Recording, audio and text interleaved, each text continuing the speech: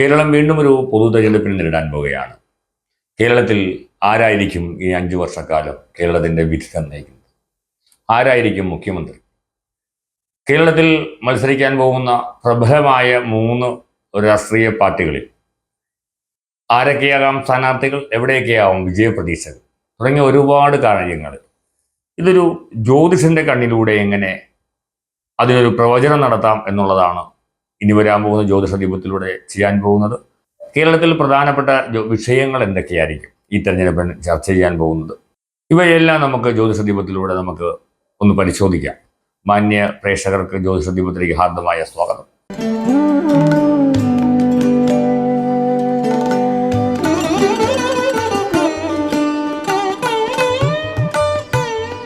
പ്രധാനമായിട്ടും കേരളത്തിലെ മുഖ്യമന്ത്രി ആരായിരിക്കും എന്നുള്ളതാണ് പ്രധാനപ്പെട്ട ചോദ്യം.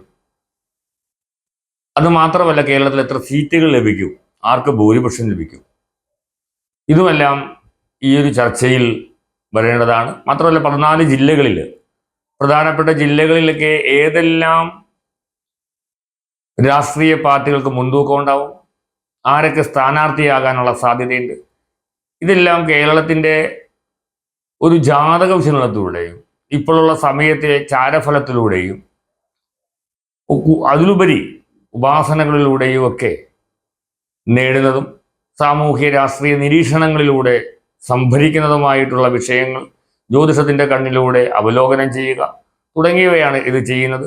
അതിൽ പല ആൾക്കാർക്കും ഇത് എങ്ങനെ സാധിക്കുമെന്നുള്ളോ, എന്തിൻ്റെ അടിസ്ഥാനത്തിലാണ് എന്ന് ചോദിച്ചു കഴിഞ്ഞാൽ തീർച്ചയായിട്ടും കേരളം എന്ന ഒരു ഭൂപ്രദേശം, ആ ഭൂപ്രദേശത്തിൻ്റെ പ്രധാനപ്പെട്ട ഗ്രഹങ്ങൾ എന്ന് പറയുന്നത് രാഹു കേതുക്കളാണ്. ഓരോ പ്രത്യേക ദേശത്തിനും ഓരോ ഗ്രഹങ്ങളെ കൊണ്ട് പറയുന്നുണ്ട്. അപ്പോൾ അങ്ങനെ നോക്കുമ്പോൾ ദ്രാവിഡ ദേശത്തിൻ്റെ ഗ്രഹങ്ങളായിട്ടുള്ളത് രാഹു കേതുക്കളായിട്ടാണ് കരുതുന്നത്.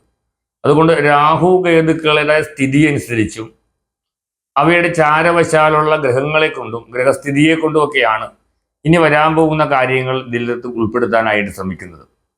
അതുകൊണ്ട് തന്നെ രാഹു കേതുക്കളെ അടിസ്ഥാനമാക്കിയാണ് ഇതിൻ്റെ അകത്ത് വരാൻ പോകുന്ന പല പ്രവചനങ്ങളും ചെയ്യാനായിട്ട് പോകുന്നത്. ആ രാഹു കേതുക്കളുടെ ഇപ്പോഴുള്ള അവസ്ഥകളും അവയെ ചരമാക്കി അവരെ ചാരവശാൽ നടത്തുന്ന ആ മറ്റ് ഗ്രഹങ്ങളും കേരളത്തിലെ പ്രമുഖരായിട്ടുള്ള നേതാക്കന്മാരുടെ നമുക്ക് ലഭ്യമായിട്ടുള്ള ജന്മനക്ഷത്രങ്ങളും അതിൽ ചാരവശാലുള്ള ഗ്രഹങ്ങളുടെ സ്ഥിതികളും വ്യക്തമായി നമുക്കറിയാവുന്ന ചില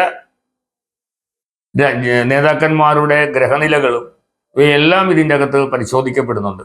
അങ്ങനെ പരിശോധിച്ചിട്ടാണ് ഓരോ പ്രദേശത്തെയുമുള്ള അല്ലെങ്കിൽ ഓരോ പ്രദേശത്തിൻ്റെയും ഒരു കണക്കെടുക്കുന്നതും ആ പ്രദേശത്തെ സാധ്യതയുള്ള ചില ആളുകളെ കുറിച്ച് അല്ലെങ്കിൽ അവിടെ ജയസാധ്യതകളെ കുറിച്ച് രാഷ്ട്രീയ പാർട്ടികളെ കുറിച്ചിട്ടും ചിന്തിക്കുന്നതൊക്കെ.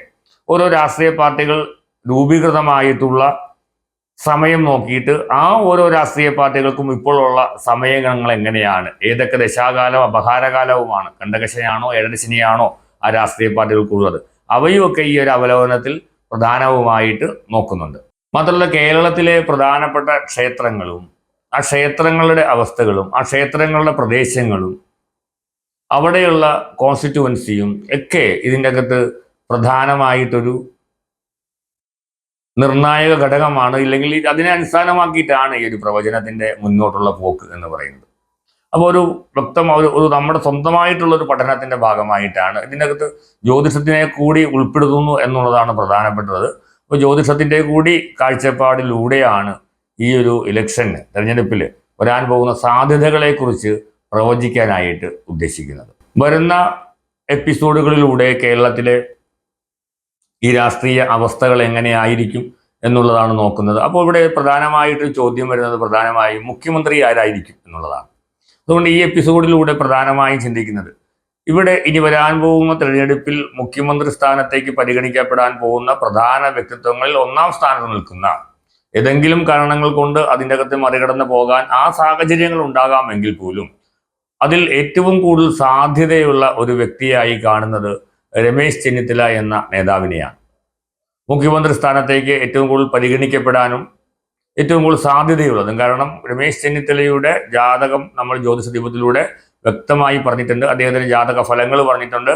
അതുകൊണ്ട് തന്നെ ഈ ഒരു സമയവും അദ്ദേഹത്തിന് ചാരവശാലുള്ള ഗ്രഹങ്ങളുടെ സ്ഥിതിയും ഒക്കെ വെച്ച് നോക്കുമ്പോൾ ഏറ്റവും കൂടുതൽ സാധ്യതയുള്ള ഒരു വ്യക്തി എന്ന് പറയുന്നത് രമേശ് ചെന്നിത്തലയായിരിക്കും കേരളത്തിൽ വരാൻ പോകുന്ന മുഖ്യമന്ത്രിയുടെ ഒന്നാമത്തെ പരിഗണന പട്ടികയിലുള്ള വ്യക്തി എന്നുള്ളതാണ് കാണാനായിട്ട് സാധിക്കുന്നത്.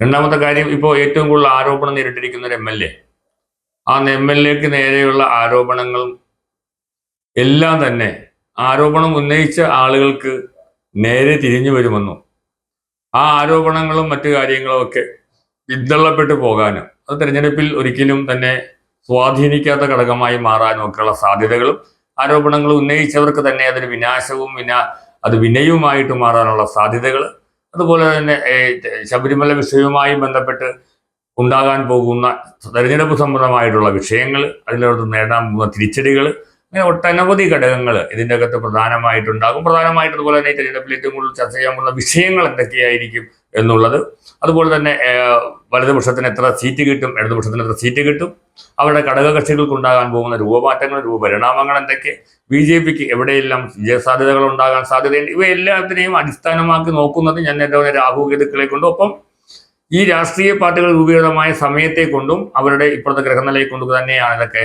പരിഗണിക്കാനായിട്ട് പോകുന്നത്. ഇവയൊക്കെയാണ് ജ്യോതിഷ ദീപത്തിലൂടെ ഇനി പരിഗണിക്കാനായി പോകുന്ന, ചർച്ച ചെയ്യാൻ പോകുന്ന വിഷയങ്ങൾ. നമുക്ക് കാത്തിരിക്കാം. ഓരോ എപ്പിസോഡുകളിലൂടെയും വ്യക്തമായിട്ടുള്ള ഒരു കാഴ്ചപ്പാട് ജ്യോതിഷം എന്ന നിലയ്ക്ക് ഒരു രാഷ്ട്രീയ നിരീക്ഷണത്തിലൂടെയാണ് അത് കരുതാനായിട്ട് പോകുന്നത്. അത് എങ്ങനെയൊക്കെ സംഭവിക്കുമെന്നുള്ള കാര്യങ്ങൾ ഇനിയുള്ള സമയങ്ങളിൽ നമുക്ക് മറ്റ് എപ്പിസോഡുകൾ വ്യക്തമായിട്ട് കാണാം. എല്ലാവർക്കും നമസ്തേ.